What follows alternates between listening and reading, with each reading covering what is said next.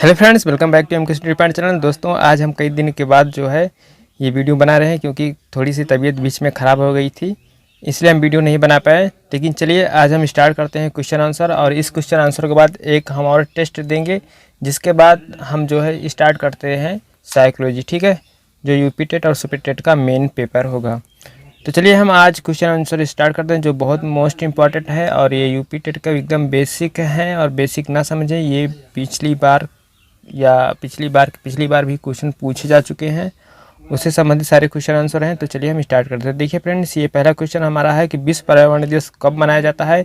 ये पेपर जो है आप देखिए 2018 में ये क्वेश्चन पूछा गया है और आया हुआ है। तो आप यहाँ पे जो आंसर हमारा बन जाता है कि विश्व जो पर्यावरण दिवस मनाया जाता है 5 जून को मनाया जाता है। 5 जून को क्यों मनाया जाता है? जो इसलिए मनाया जाता है क्योंकि जो पहली बैठक हुई थी हमारी पर्यावरण के बारे में जानकारी करने के लिए और लोगों को समझाने के लिए, ये पहली बैठक जो हुई थी हमारी स्टॉकहोम सम्मेलन में हुई थी। 5 जून को ही हुई थी। ठीक है, 5 जून को हुई थी 1972 में, इसलिए 5 जून को ही विश्व पर्यावरण दिवस मनाया जाता है। और 16 सितंबर को क्या मनाया जाता है? 16 सितंबर को आप सभी को पता है कि यहाँ पे जो बनाया जाता है ओजोन दिवस मनाया जाता है। और 2 दिसंबर को भी क्या बनाया जाता है? 2 दिसंबर को बनाया जाता है इंटरनेशनल डे। क्या भैया? इंटरनेशनल डे बनाया जाता है। और 11 जुलाई क्या बनाया जाता है? जनसंख्या दिवस बनाया जाता है। तो फ्रेंड्स, यहाँ पे जो हमारा आंसर होता है क्वेश्चन के हिसाब से वो होता है ए। ठीक है, 5 जून को। तो आगे हम चलते हैं फ्रेंड्स, बात करते हैं आगे वाले क्वेश्चन पे। दूसरा क्वेश्चन कि निम्न में से कौन सा क्रम पारिस्थितिकी तंत्र में ऊर्जा प्रवाह के संबंध में सही है। देखिए फ्रेंड्स, ये जो हम क्वेश्चन आंसर करा रहे हैं इसके सारे कॉन्सेप्ट हम जो है अच्छे से क्लियर कर चुके हैं। ठीक है, अगर आपने उस वीडियो को नहीं देखे तो आप उस वीडियो को जरूर देखें, तब आप क्वेश्चन आंसर को सॉल्व करें। आपको क्वेश्चन आंसर सॉल्व करने में बहुत मजा आएगा। ठीक है, तो देखिए यहाँ पे हम देखते हैं दूसरा क्वेश्चन कि निम्न में से कौन सा क्रम पारिस्थितिकी तंत्र में ऊर्जा प्रवाह के संबंध में सही है। तो देखिए यहाँ पे क्रम बताना है आपको, ऊर्जा का प्रवाह कैसे होता है। तो देखिए पहला जो हमारा ऑप्शन है वो है उत्पादक, उपभोक्ता, अपघटक। दूसरा है हमारा उत्पादक, अपघटक और उपभोक्ता। तीसरा है सी, अपघटक, उपभोक्ता और उत्पादक। और डी है हमारा उपभोक्ता, उत्पादक, अपघटक।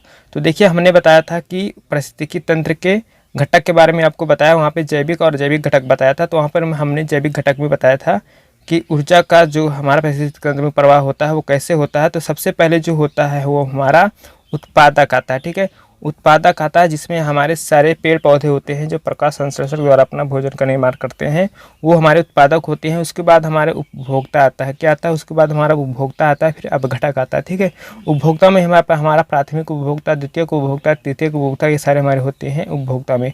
तो यहाँ पे जो हमारा होता है कि इसका क्रम पारिस्थितिकी तंत्र में ऊर्जा के प्रवाह के संबंध में सही है, वो हमारा ऑप्शन बन जाता है पहला। ठीक है, अब हम बात करते हैं तीसरे क्वेश्चन पे। ठीक है, तीसरा क्वेश्चन जो हमारा है वो है खाद्य श्रृंखला द्वारा खाद्य रसायनों की निरंतर बढ़ती मात्रा कहलाती है। मतलब जो हमारा खाद्य श्रृंखला होता है, जो हमारे भोजन का होता है, उसकी जो चैनिंग होती है, उसके घातक रसायनों की निरंतर मात्रा क्या कहलाती है? उसका जो निरंतर मात्रा कहलाती है फ्रेंड्स, वो कहलाती है हमारा जैव सांद्रण कहलाती है। क्या कहलाती है? जैव सांद्रण कहलाती है। तो यहाँ पे जो हमारा आंसर है वो हमारा बी है। अब हम आगे चलते हैं फ्रेंड्स। देखिए हमारा जो चौथा क्वेश्चन है वो परितंत्र शब्द का गठन किसने किया। देखिए हमने परितंत्र के बारे में बताया था और पारिस्थितिकी के बारे में भी बताया है अच्छे से डीपली में कॉन्सेप्ट। तो देखिए हमने बताया था परितंत्र जो शब्द है वो दिया है किसने? वो दिया है हमारे टांसले जी ने दिया है। कब दिया है? कितने दिया है? टांसले जी ने दिया। कब दिया था? 1935 में। और जो हमारा पारिस्थितिकी है, क्या भैया? पारिस्थितिकी है, पारिस्थितिकी जो हमारा पारिस्थितिकी तंत्र है इसका नाम किसने दिया था? जो हमारा पारिस्थितिकी है, इकोलॉजी है, उसका नाम दिया था हैकेल ने दिया था। किसने दिया था? हैकेल ने दिया। ठीक है, और जो हमारा इकोसिस्टम है यानी कि पारिस्थितिकी तंत्र है उसका नाम दिया था टांसले ने। तो हमारा जो ऑप्शन बन जाता है सी, चौथा का हमारा जो आंसर बन जाता है वो सी बन जाता है, टांसले ने। अब आगे फ्रेंड्स हम बात करते हैं पांचवें क्वेश्चन के ऊपर कि भू पारिस्थितिकी तंत्र में ऊर्जा का महत्वपूर्ण स्रोत है। सबको पता है कि जो हमारा ये पृथ्वी पे है वो हमारा सबसे ज़्यादा ऊर्जा को जो मिलती है वो मिलती है हमारे सूर्य से। तो यहाँ पे जो हमारा सही होता है ए बन जाता है। अब हम आगे बात कर रहे हैं फ्रेंड क्वेश्चन नंबर 6 पे। किसी खाद्य श्रृंखला में शाकाहारी होते हैं। देखिए जो खाद्य श्रृंखला होता है चैनिंग होता है वो एक स्तर से दूसरे तीसरे चौथे स्तर पे हस्तांतरण होता है। तो यहाँ पे पूछा है कि उस खाद्य श्रृंखला में जो शाकाहारी होते हैं वो किस लेवल के होते हैं, मतलब प्राथमिक उत्पादक होते हैं, प्राथमिक उपभोक्ता होते हैं, द्वितीयक उपभोक्ता होते हैं, अपघटनकर्ता होते हैं। तो देखिए हमने बताया था खाद्य श्रृंखला का जो हमारा होता है, सबसे पहले क्या होता है भैया, सबसे पहले होता है क्या, सबसे पहले होता है उत्पादक। क्या, सबसे पहले उत्पादक होता है, फिर उसके बाद हमारा आता है उपभोक्ता। क्या आता है, उपभोक्ता। ठीक है, उपभोक्ता, उपभोक्ता मतलब कि उपभोक्ता या, ठीक है। उसके बाद क्या होता है, हमारा अपघटक होता है। तो यहाँ पे होता, देखिए उत्पादक में क्या होता है, उत्पादक हमारे सब सारे हमारे आ जाते हैं हरे पेड़ पौधे जो प्रकाश संश्लेषण के द्वारा अपना भोजन का निर्माण करते हैं, और उपभोक्ता जो आ जाता है वो हमारे जीव जंतु इसमें आ जाते हैं। और अपघटक में आ जाता है जो हमारे उपभोक्ता सड़ गल जाते हैं, इनका जो भोजन करके इनका हमारे जो है इनका अपघटन जीवाणु की विषाणु द्वारा इनका जो है मिट्टी में मिला देते हैं, सड़गड़ के वो अपघटक होते हैं। तो यहाँ पे पहुँचा है खाद्य श्रृंखला में शाकाहारी होते हैं, जो खाद्य श्रृंखला में शाकाहारी होते हैं। तो उपभोक्ता, देखिए उपभोक्ता को हमने बताया था कि जो प्राथमिक उपभोक्ता होते हैं वो सारे होते हैं शाकाहारी होते हैं, और जो द्वितीय उपभोक्ता होते हैं वो होते हैं मांसाहारी। ठीक है, जो तृतीय उपभोक्ता होते हैं वो शीर्ष मांसाहारी होते हैं। तो इस प्रकार से फ्रेंड्स आप देखो, एक मिनट,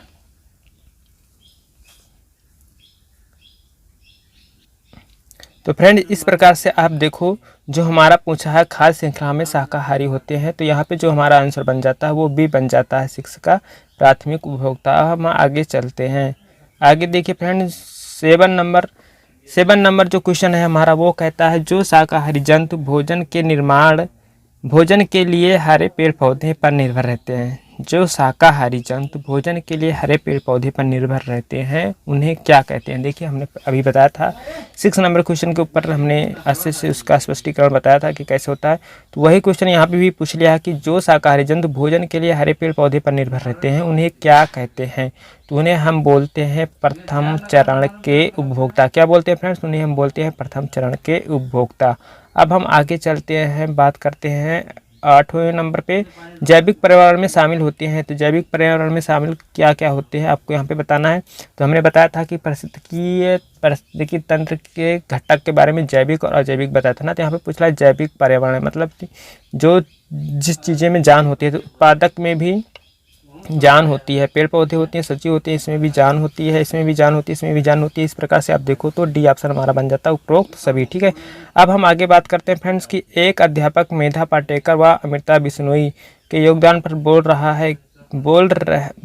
है क्योंकि, मतलब एक अध्यापक जो है, एक टीचर जो है वो मेधा पाटेकर व अमृता देवी बिश्नोई के ऊपर बोल रहा है क्योंकि दोनों का संबंध जल संरक्षण के आंदोलन से है, दोनों महिला सशक्तिकरण आंदोलन के संबंध में हैं, दोनों के आंदोलन पर्यावरणीय मुद्दे पर हैं, दोनों ने चिपका आंदोलन को आगे बढ़ाया है।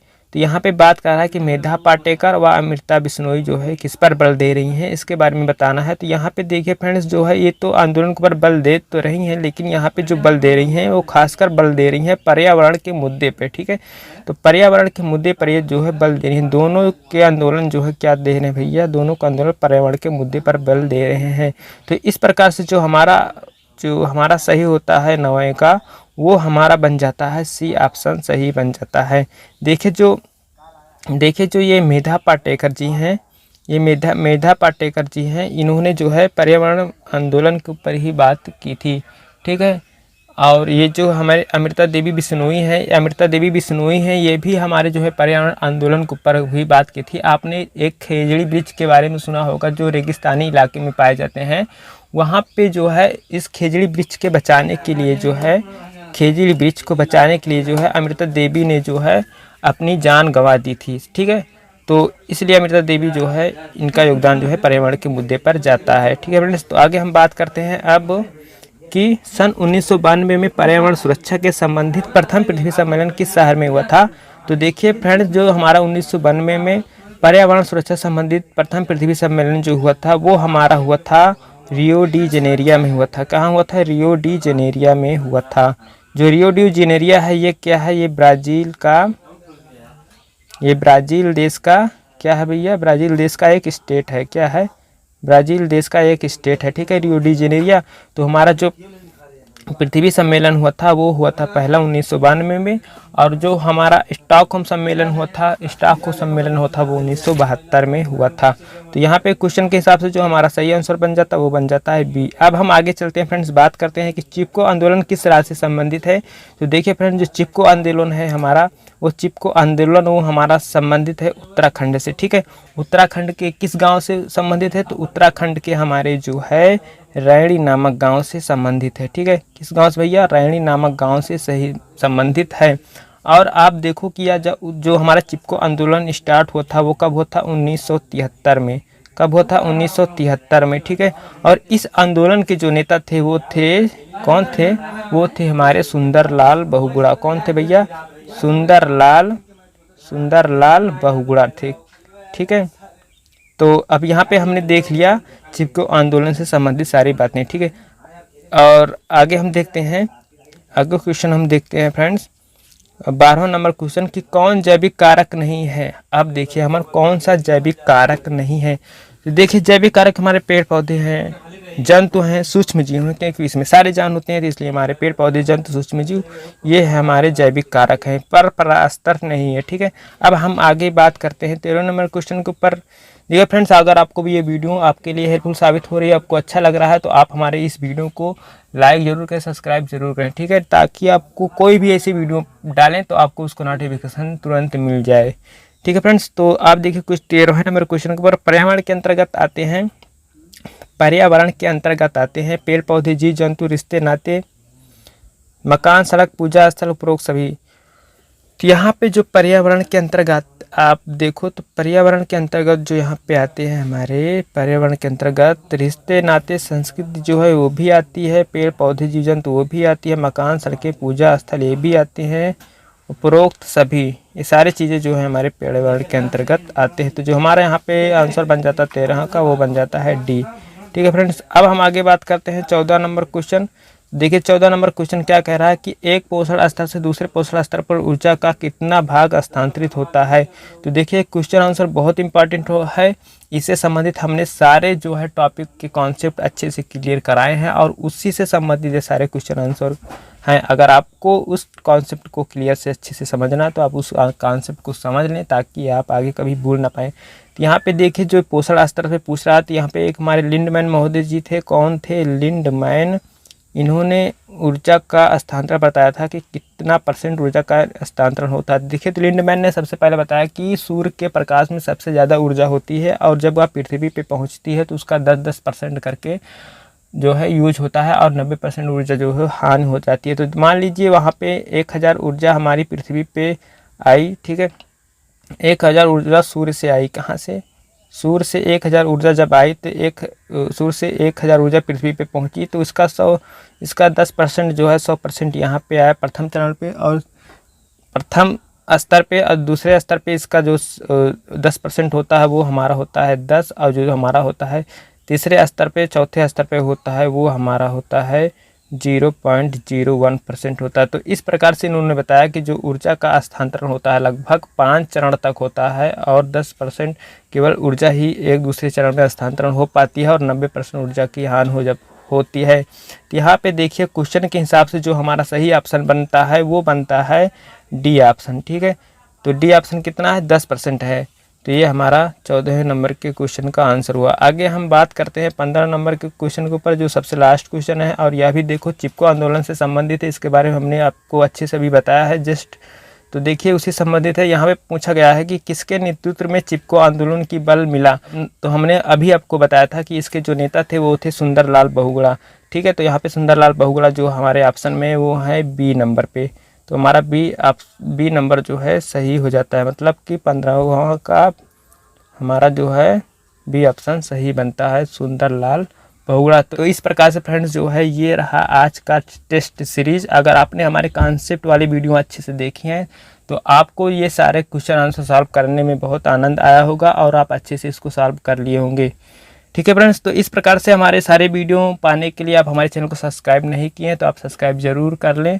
आगे हम बात करते हैं एक और टेस्ट सीरीज़ की, जो इसी से संबंधित होगी, वो भी आपके लिए बहुत हेल्पफुल साबित होगी। ठीक है फ्रेंड्स।